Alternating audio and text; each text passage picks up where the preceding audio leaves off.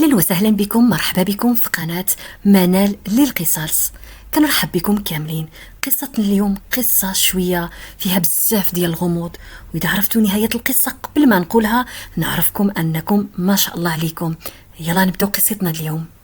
كاين واحد السؤال بسيط ولكن مرعب: شحال من مرة نعستي في فندق وحطيتي راسك فوق الوسادة بلا ما تفكر، بلا ما تسول واش هاد البلاصة آمنة؟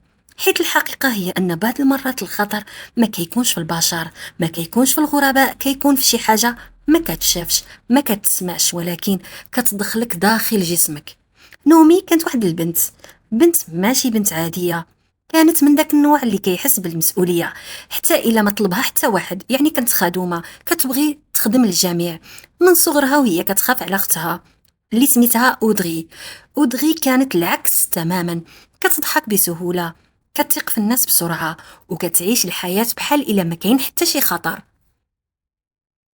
كانت نومي ديما كتغطي عليها بحال الظل ديالها، لكن حتى الظل كيقدر يضيع بعض الأحيان.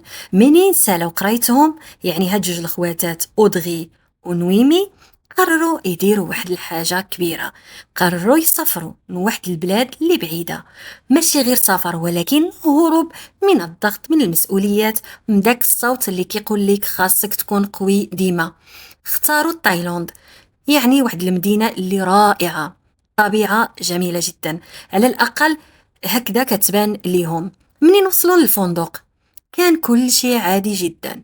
الفندق كان نظيف، مرتب، هادئ هادئ زيادة على اللوازم اللي كاينة، كل شيء محتاجينهم موجود. نعيمي دخلت وقفات، يعني الأخت الكبيرة، شي حاجة ما كانش في بلاصتها، ماشي حاجة كتبان ولكن كتحس. بدات كتقلب، كتشوف واش الفراش نظيف، كتشد في الحيطان، كتقترب من الباب، حتى النفس ديالها تبدل ولكن ما لقات حتى دليل. كتشم شي حاجه اللي ماشي هي هذيك، يعني كيجيها واحد الضيق، ما عرفتش شنو هو السبب ديالو. وهذا والو هو اخطر حاجه. يعني في الاول كانت الامور عادي، لكن كتحس على ان داك الغرفه فيها شي حاجه. يعني كما قلت لكم سابقا، منين وصلوا نعيمي كانت عيانه بزاف، ولكن دارت واحد الفحص دقيق للغرفه. قلبت واش كاين الكاميرات مخبيه، تاكدت من النظافه، شافت الفراش واش فيه الحشرات، يعني كل شي كان باين مزيان. في داك النهار تعرفوا في الشاطئ على جوج ديال الشبان ديال الولاد من البرازيل، واتفقوا يتلقاو في الليل في واحد الفندق تماك اللي مقابل للشاطئ. مشاو للشاطئ ولقاو فعلا هذوك الشبان كيتسناوهم مع الكثير من المشروبات اللي حضروهم معاهم. في البدايه نعيمي شكت، ولكن أودغي كانت كتثق بسهوله، ولكن من بعد شافت على ان الناس كاملين كيشربوه، جرباتو حتى هي.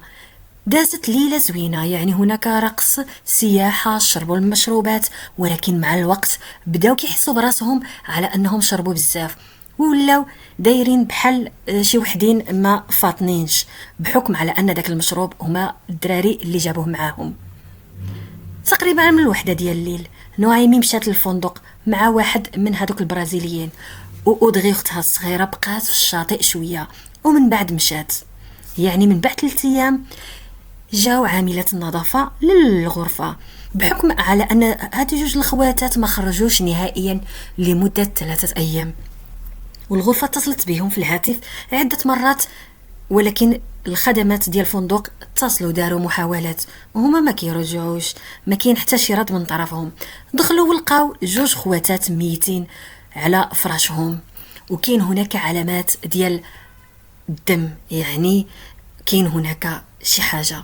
البوليس في الأول ظنوا على أن هناك تسمم بالكحول بحكم على أنهم شربوا بزاف، ولكن وجود الدم خلاهم يشكوا في شي حاجة اللي بعيدة على هذا المشروب. تحقوا مع الشبان البرازيليين هذوك اللي تلاقاو بهم، ولقاوهم على أنهم حتى هما مصدومين، وقالوا لهم حتى هما مرضوا بزاف، لكن ما وصلتش للدرجة ديال اللي وصلوا ليها هذوك الجوج ديال الخواتات.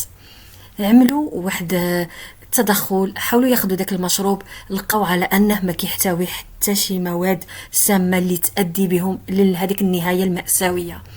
داو ديك الجثتين بعد التشريح في كندا، اكتشفوا على ان السبب الحقيقي هو في الفندق. الفندق كان كيرش واحد النوع ديال المبيدات، واحد الغاز اللي هو مبيد حشري خطير بزاف. وهاد الغاز كيقتل البق، يعني هذاك الحشرات اللي كيكونوا على السرير اللي كيكونوا في الغرف.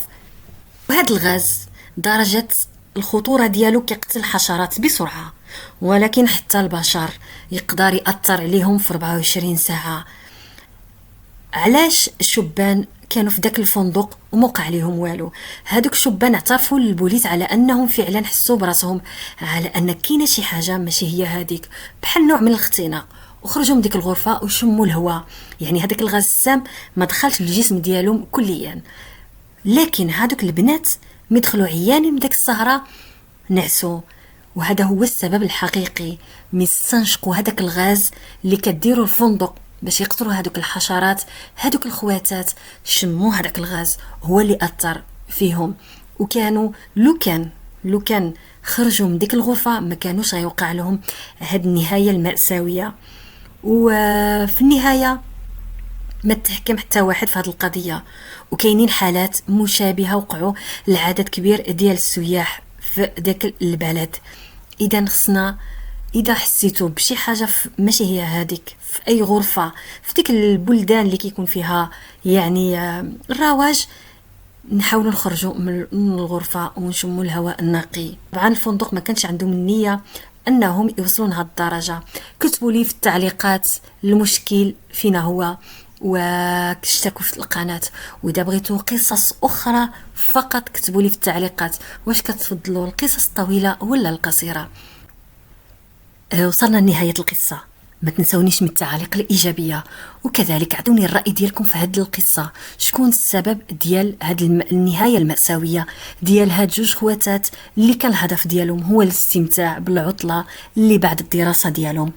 وكنتمنى ان هذه القصه تكون يعني عبره باش الانسان ياخذ جميع الاحتياطات ديالو.